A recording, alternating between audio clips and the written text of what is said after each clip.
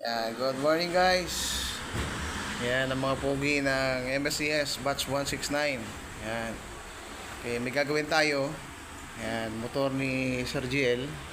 Yan ang local na John Lloyd ng motorcycle small engine.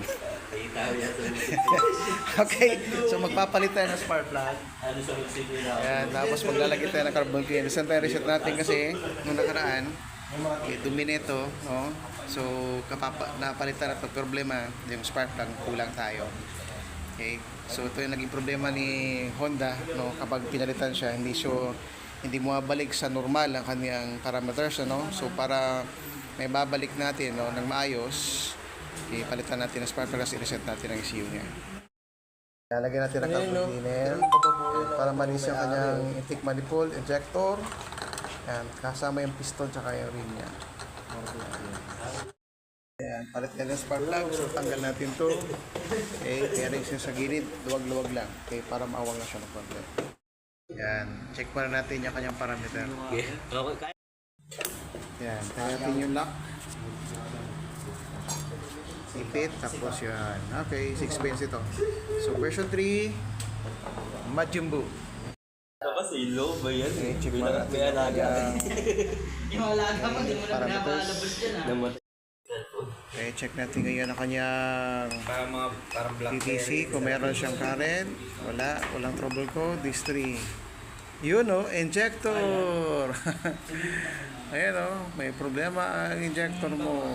May daga. This 3. Mamaya natin i-erase yan. Okay, ulit natin. Ang bayan yan ah. Siguro iipis kanina tol. Sa wakas nakalabas na ako. Okay, engine TTC. Okay, sige, andar. Andar. I-start ko sa'yo. Sige. Taga para niya ako iipis niya tol. Drop idle, eh no? 12, 13. Gusto niya nung nalaman niya may pusa sa loob.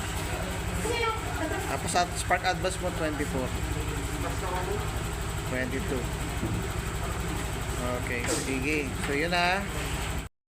Eh, ano bang difference ng bago at luma? Okay, kailangan palitan ng spark plug kasi 6,000 kilometers papalitan.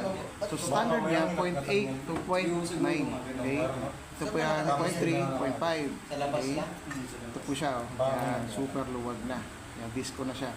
So ang standard, okay, kumakapit siya. Ayun.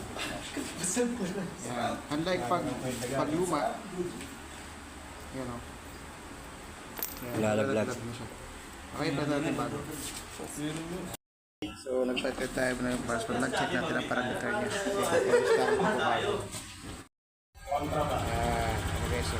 Okay, so mataas ko siya.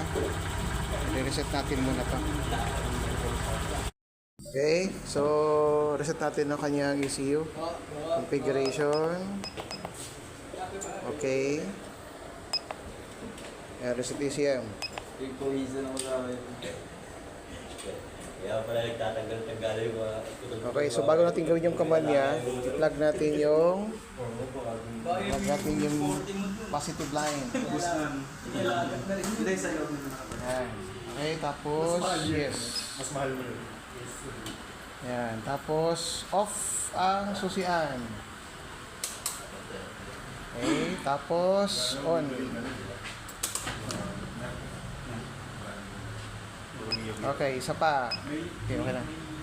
Tapos on. Correction, dahil reset na natin. Bit 110 tayo papasok. Bit 110, tapos natin mag-establish, tapos engine data. Yan o. 998.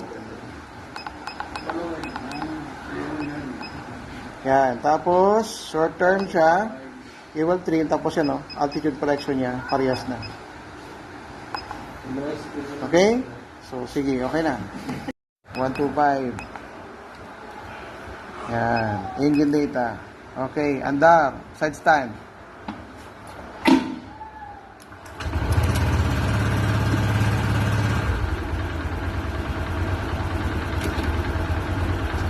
Yan. Drop idle pa siya, tama? Kaya natin umabot ng 60 degrees centigrade ito. Malabo. Dito. Ayan. Set. Ayan. Antayin natin mag-60 ha. Okay, sige. Off mo muna. Susi.